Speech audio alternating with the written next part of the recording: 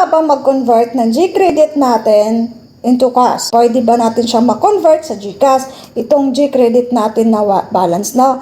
So, ang sagot po ay yes po. Pwede pa pong ma-convert yung ating G-credit, no? So, ituturo ko ulit sa inyo, kung yung mga hindi pa nakapanood dun sa una kong video na ginawa, ituturo ko ulit sa inyo step by step kung paano po mag-convert dito na mag-success po, no? Kaya wag po kayo mag-skip. Yung mga nag-comment po kasi dun sa una kong video na ginawa, no? Na hindi na daw siya working. Meron namang working pa. Nagtataka ako bakit hindi working sa kanila. So, sinubukan ko ulit mag-convert kung totoo nga bang hindi na working. So, okay pa naman, nag-success pa naman. So, ngayon, ipapakita ko ulit sa inyo. Gagawa ulit ako ng another na content dito, no? So, una po sa hindi pa po nakapanood dun sa una kong ginawang video, mag-install po muna kayo ng CoinsPage. Okay? Kasi gagamitin natin siya pang convert.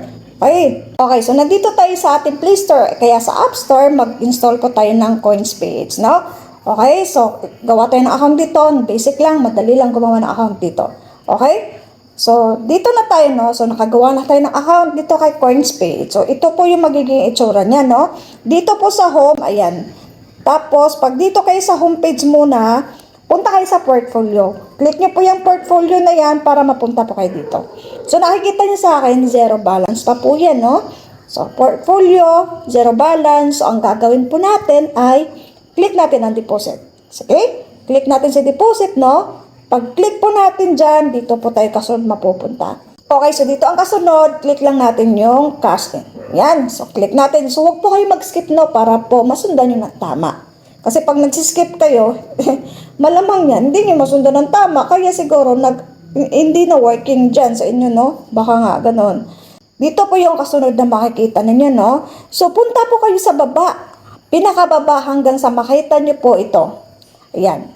Hanggang sa makita nyo itong remittance center. Okay? So, click nyo po yung Pera Hub. Kasi po dito, sinubukan ko po dito, ayan, si Joanna Lullier, hindi na po siya pwede. Nag-i-error siya. So, sinubukan ko dito ulit ito sa Pera Hub. Sinubukan ko, click natin yan ha. Click natin ang Pera Hub dito. So, 100 lang po yung aking sinubukan. No? 100, tapos punta tayo sa baba, tapos mag-next lang. So, napapansin nyo dito, merong bayad na 25. So, magiging 125 na siya. Okay? So, tatandaan nyo po ito yung price na to ha, 125. Mag-next lang tayo sa processing na siya.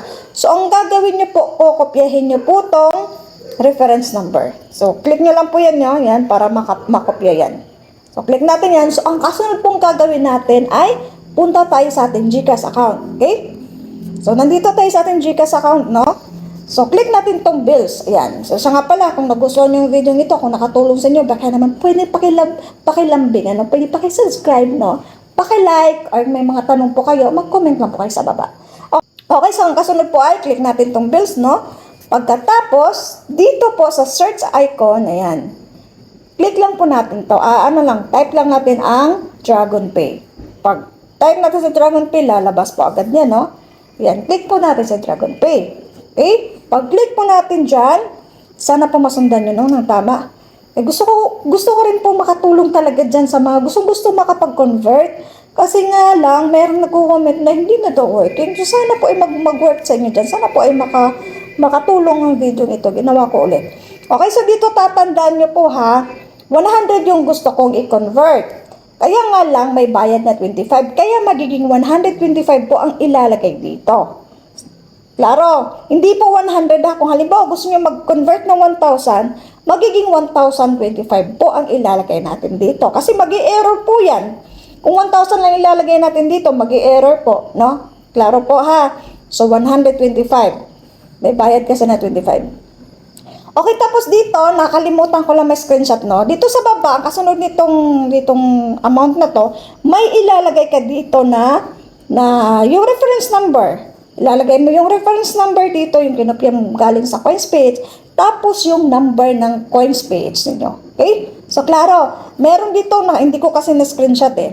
Ilalagay dito yung reference number, tsaka yung account number, yung telephone number ba yun? Yan. Ang ilalagay niya po yung CoinsPage niyo na number. So, klaro no? Pagkatapos, punta kayo sa baba, huwag nyo na lang i-click kasi may another bayad pa naman. Tapos, mag-next na tayo. Okay, next tayo. Okay, so dito, siyempre, pipiliin natin ang G-credit, no?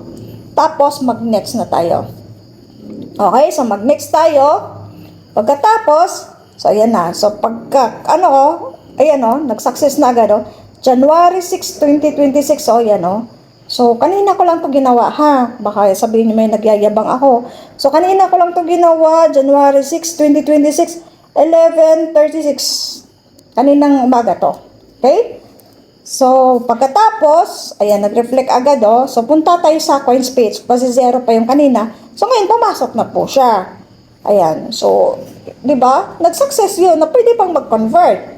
So, ang gagawin niyo po dyan, yung kung halimbawa hindi nag-success, uulitin nyo kasi merong isa kasi nag-comment na ginawa daw niya nung umaga, hindi daw nag-success. Pero binalikan daw niya na madaling araw, nag-try ulit siya ng convert, nag-success naman via Perahub. Okay, so sana po nakatulong sa inyo, no? So ngayon, kung hindi niyo po alam kung paano naman to i-cash out, papunta sa GCash, no? Para ma-withdraw nyo, punta ulit kayo sa portfolio. Dito. Ayan. Tapos, withdraw. So, ganun lang siya. Withdraw, tapos, GCash. Yan. Ayan lang. Oh. InstaPay ang piliin. Siyempre, InstaPay. Ganun lang. Tapos, lagay nyo dito ang number ng GCash nyo. Na, ganyan. Oh. So, basic, napakadali na lang. Ayan. So, confirm. Yan. OTP yan. So, magre-reflect na agad yun sa GCash nyo. Sana po nakatulong sa inyo, no? You're welcome.